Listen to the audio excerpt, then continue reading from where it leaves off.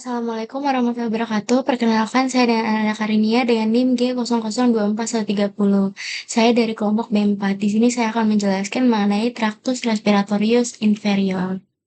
Oke, jadi Tractus respiratorius inferior itu kelanjutan dari sistem pernafasan atas dan mencakup seluruh struktur yang berada di bawah laring, yaitu trakea, bronkus, paru-paru atau pulmo, dan pleura. Nah, struktur pertama dalam saluran nafas bawah itu yang pertama adalah trakea. Jadi itu adalah sebuah tabung berserat yang membentang dari vertebra cervicalis ke-6 hingga vertebra thoracalis ke-4 atau ke-5.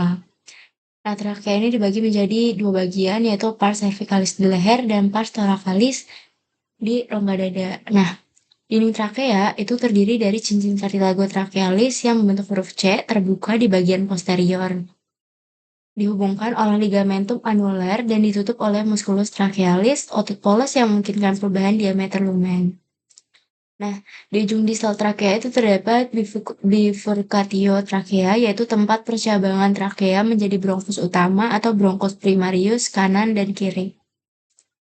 Nah, di tengah percabangan ini terdapat struktur menonjol yang disebut karina yang berperan sebagai reseptor batuk dan iritasi. Selanjutnya trakea itu dia menerima suplai darah dari arteria tiroidea inferior, sedangkan darah vena itu dialirkan melalui vena laringea inferior yang bermuara ke plexus thyroideus. Nah, inervasi simpatis itu berasal dari trunkus simpaticus, sedangkan inervasi parasimpatis diberikan oleh nervus vagus dan nervus laryngeus recurrens, yang juga terlibat dalam refleks batuk dan regulasi tonus otot polos saluran nafas. Selanjutnya udara itu masuk ke bronkus primarius yang merupakan cabang utama trakea menuju ke masing-masing paru. Nah, eh, setelah memasuki hilus pulmonalis, bronkus primer ini dia bercabang menjadi bronkus secundarius atau bronkus lobaris yang sesuai dengan jumlah lobus paru. Jadi 3 pada paru kanan dan 2 pada paru kiri. Nah, bronkus sekunder kanan itu terdiri dari bronkus eparterialis dan 2 bronkus hiparterialis, sedangkan di kiri semuanya merupakan bronkus hiparterialis. Nah, dari bronkus sekunder, cabang berikutnya adalah bronkus tertiarius atau bronkus segmentalis yang jumlahnya sesuai dengan jumlah segmen pulmonalis, yaitu 10 di paru kanan dan 8-9 di paru kiri.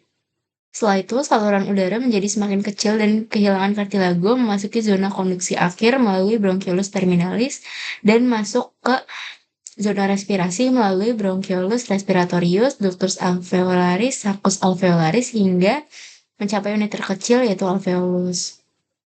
Selanjutnya, ada pulmo atau paru-paru, itu dia merupakan organ vital respirasi yang memiliki bentuk kerucut dengan apeks di atas dan basis di bawah.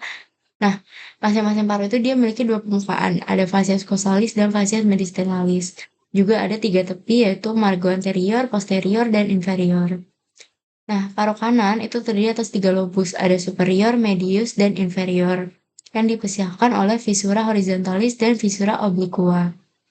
Nah, kalau paru kiri itu dia hanya memiliki 2 lobus, yaitu superior dan inferior, dipisahkan oleh viscera obliqua serta memiliki struktur khas berupa lingula pulmonalis.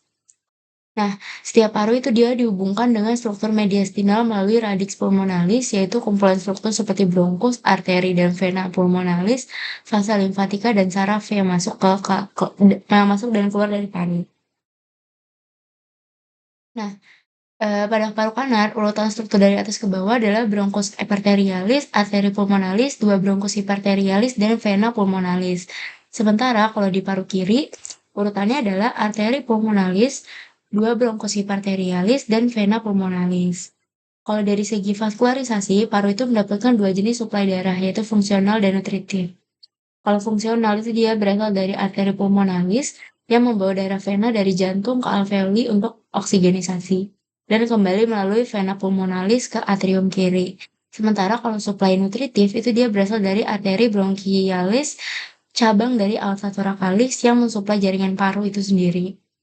Nah, drainase limfatik itu dia menuju ke nodus lymphoideus, tracheo, bronchialis, dan inervasi berasal dari plexus pulmonalis yang terdiri dari komponen simpatis dan parasimpatis. Nah, setiap paru itu dia diselimuti oleh pleura. Ada membran serosa ganda yang terdiri dari pleura visceralis yang menempel langsung pada paru dan juga pleura parietalis yang menempel pada dinding rongga dada. Nah, di antara keduanya terdapat kavum pleura, yaitu rongga berisi cairan serosa yang mengurangi gesekan saat paru mengembang dan mengempis. Nah, pleura parietas itu dibagi menjadi 4 bagian sesuai topografinya, yaitu ada pars costalis, mediastinalis, diafragmatica, dan pleura cervicalis. Nah, terdapat dua recessus penting, yaitu recessus costomediastinalis dan recessus costodiaphragmaticus yang berfungsi sebagai ruang potensial tempat paru bisa mengembang lebih jauh.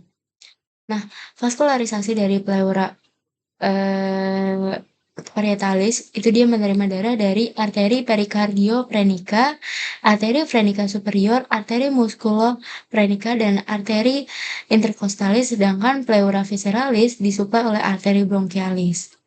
Nah, drainase vena pleura parietalis itu dia bermuara ke sistem vena sistemik dinding toraks, sementara pleura visceralis mengalir ke vena pulmonalis. Nah, inervasi pleura